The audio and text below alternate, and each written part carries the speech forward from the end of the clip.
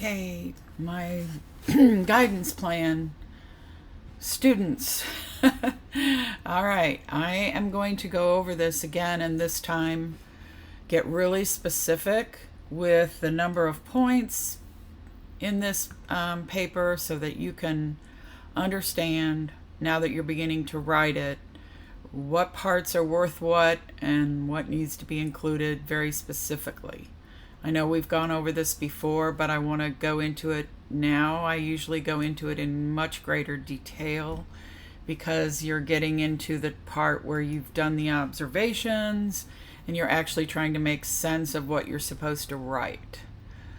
So take a deep breath. I'm just going to walk you through this, and I will go through it in class as well.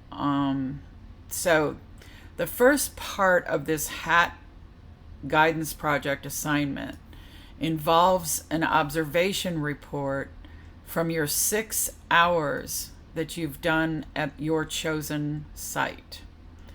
So you will have your completion of hours right here, your signed field log, and that is worth 600 of the 1,000 points. So that's 100 points per hour that you observed. To receive full points, be sure all questions in part 1 were answered about the site. So that's 10 points per question, and there are 1, 2, 3, 4, 5, 6, 7, 8, 9 questions. You do not need to write a lot about each of these, but you do need to answer them. And then you receive 10 points for every signed and dated hour in the field log. So if you go for 3 hours, like a lot of you did at Sacred Heart, for example, I know they had to schedule you that way, you can write up all 3 hours for each session and answer these, as long as it's very clear to me that you're answering these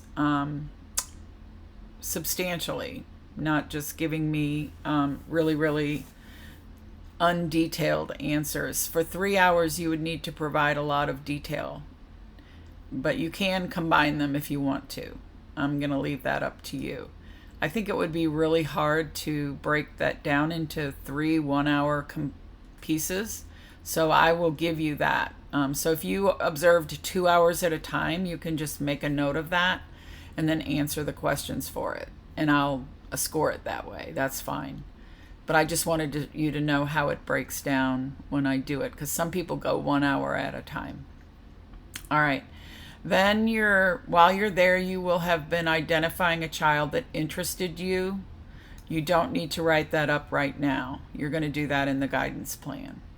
And again, remember that we're not going to use names. And also this whole thing about the letter and all of that, that's all taken care of in your affiliation agreement with the university.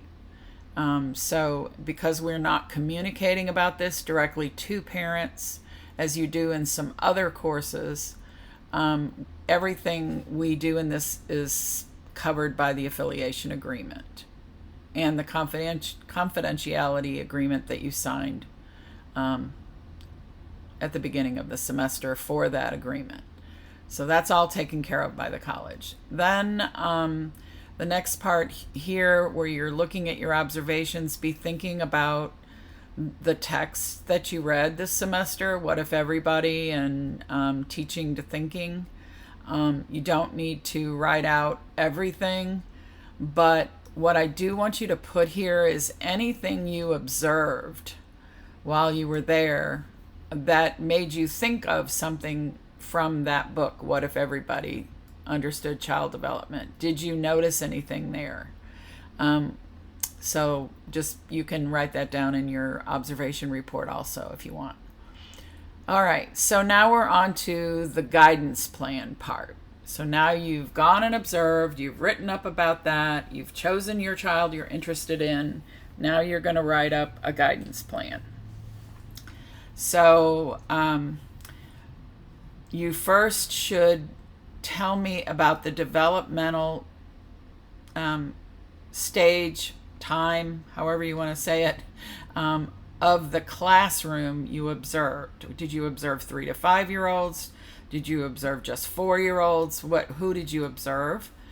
And tell me about the developmental information appropriate for that age. What can we reasonably expect of children at this age? Describe their social, emotional, cognitive, physical, and sensory motor development. All aspects, language, everything. Just put as much in there as you can about that age, not about the child yet, just about the age of that you observed in the classroom. Okay, then now we're going to get involved in describing the child in the context of all that information.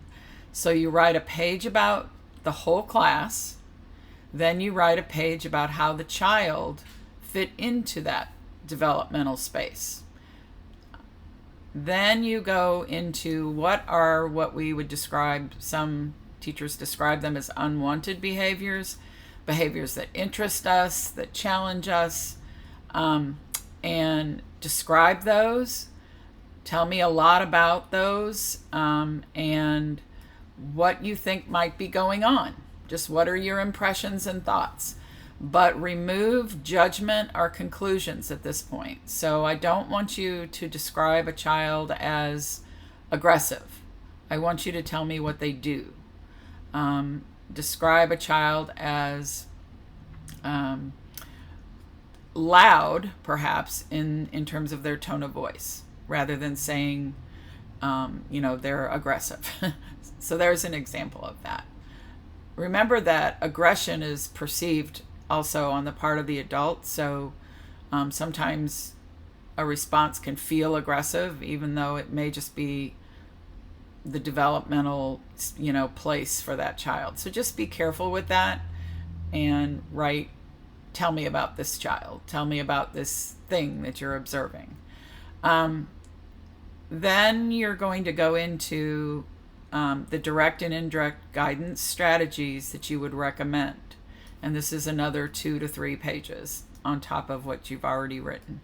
So what I will say is I just want you to be very intentional and clear about direct, which is specific interactions and strategies you would use with this child. What specifically directly connected to the child? What kinds of things do you think would be helpful? And in terms of indirect guidance, these are the things like the environment, how much time they get outdoors, that type of thing.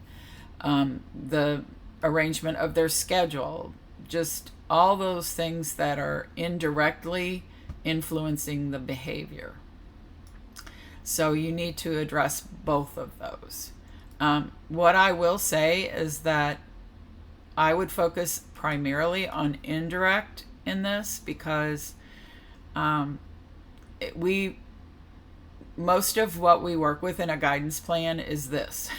So direct guidance is when you start getting involved in specific strategies that even can lead to the response to intervention practices, that type of thing. You can put some of those in there if you want to, if you have some that you think would be really good, or that you observed being used that you thought worked well and that you would also do. You may have observed a teacher interacting in a way directly with the child that you thought was particularly effective. So you can write that up if you want as something you would continue doing. So do the direct and indirect pieces. You can put photographs of the environment, but they don't count as pages. Okay, and then the last part is how would you involve other teachers in the family if you could? I know this is a fabricated situation, but someday you will be in a situation where you will be the teacher and you may want to have a conference with the family and say, hey, I'm working on this with your child, and something that we could work together on would be this. You could use some of the strategies from teaching to thinking about involving the family and mention those. You could think about Side by Side and Sacred Heart and how they involve families and mention those.